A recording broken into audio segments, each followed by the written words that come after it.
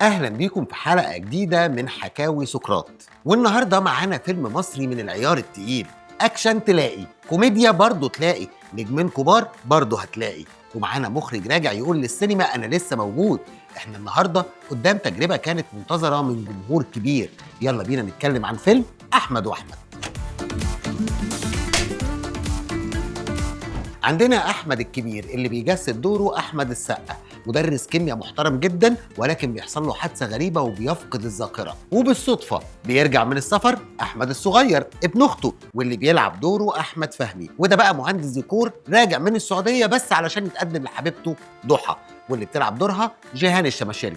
احمد الصغير بيروح للمستشفى عشان يلاقي خاله، لكنه بيكتشف ان خاله فقد الذاكره ووراه حكايه كبيره، ماضي من العيار التقيل، ماضي إجرامي، ومن هنا بتبدأ المغامرة.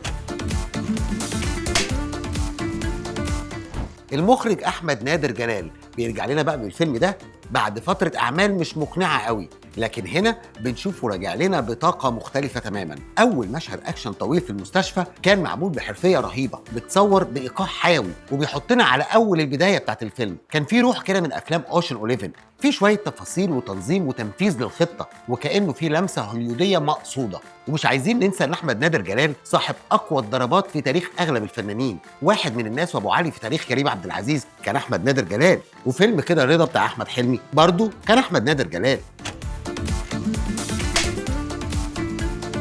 الكتابة كانت من نصيب أحمد درويش ومحمد عبد الله سامي، وبإشراف أحمد عبد الوهاب وكريم سامي، وده فريق بقى معروف بكتاباته خفيفة الدم. النص فعلا كان فيه إفيهات طالعة من الشخصيات ومن قلب الحدث مش من بره، يعني الضحك جاي من المواقف مش من الألفاظ والتنمر. لكن للأسف السيناريو برضه وقع في بعض الغلطات، زي مبالغة كبيرة في ذكاء الشخصيات، خصوصا أحمد فهمي، تحس كده إن هم السوبر هيروز في التخطيط، وده مش منطقي بالنسبة للناس ما عندهاش خلفية إجرامية واضحة. وكمان النهاية كانت متسرعة جدا، أنا فجأة لقيت الفيلم خلص، حسيت كده إنه محتاج له تلت ساعة كمان علشان ياخد نفسه. الأحداث اتقفلت بسرعة جدا وكأنهم بيقفلوا الفيلم.